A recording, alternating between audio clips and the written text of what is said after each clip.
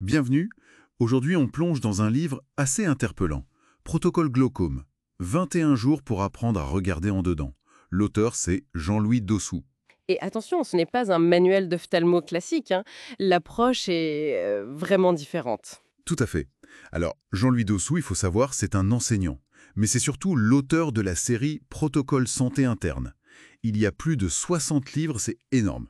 Il a aussi fondé l'école de santé et réussite, les SR, et la communauté des conseillers en santé et réussite, les CSR. D'accord. Et ce livre sur le glaucome, eh bien, il se base sur son expérience personnelle, mais aussi et surtout sur plus de 15 ans de pratique et de retours concrets de la communauté CSR, notamment avec les compléments alimentaires de la marque Forever Living. Ok, donc une expérience de terrain assez riche. Notre objectif, là, c'est de comprendre cette vision particulière du glaucome. Le livre suggère d'aller voir au-delà de la pression dans l'œil, d'explorer ce qu'il appelle le terrain, la perception. C'est une approche globale. Alors, on décortique ça. Allons-y. D'entrée, le livre pose une question qui bouscule un peu. Tension ou terrain? Ça sous-entend que le glaucome, ce n'est pas que une histoire de pression élevée. C'est exactement ça le point de départ. L'auteur rappelle qu'il existe des glaucomes dits à pression normale. Et il souligne aussi que parfois, les collyres seuls, ça ne suffit pas toujours. Son idée maîtresse, c'est que l'œil, en fait, n'est pas une bulle isolée. Ah oui. Non, il le voit comme un prolongement direct du cerveau, connecté à tout le corps, le foie, les reins, le système nerveux. Tout est lié, via les vaisseaux, les nerfs, les processus de détox. L'humeur aqueuse, par exemple, et son système d'évacuation, le trabéculum, il les décrit comme un filtre vivant, intelligent, très sensible à notre état général. Intéressant. Et le nerf optique lui-même, dans cette perspective? Alors lui, il est présenté comme particulièrement vulnérable. Vulnérable au manque d'oxygène, l'hypoxie, mais aussi à l'inflammation chronique, même silencieuse, au stress oxydatif. Et au vieillissement des cellules. Il met l'accent sur le rôle des mitochondries, nos petites usines à énergie dans les cellules.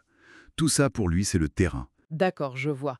Donc, ce terrain, au-delà de la pression, il englobe quoi d'autre selon l'auteur? Quels sont ces cofacteurs dont il parle?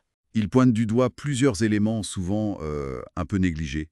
Des carences, par exemple, vitamine B12, magnésium, certains oméga-3 comme le DHA. Il mentionne aussi l'impact possible de certains médicaments, comme les statines.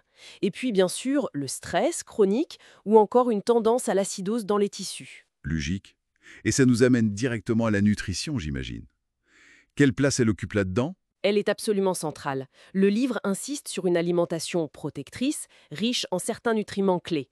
La lutéine, la zéaxanthine, le DHA dont on parlait. Et c'est là qu'intervient son expérience avec les produits Forever Living, qui est vraiment le cœur de son approche pratique, nourri par les retours des CSR. Donc des compléments spécifiques sont cités? Oui, tout à fait.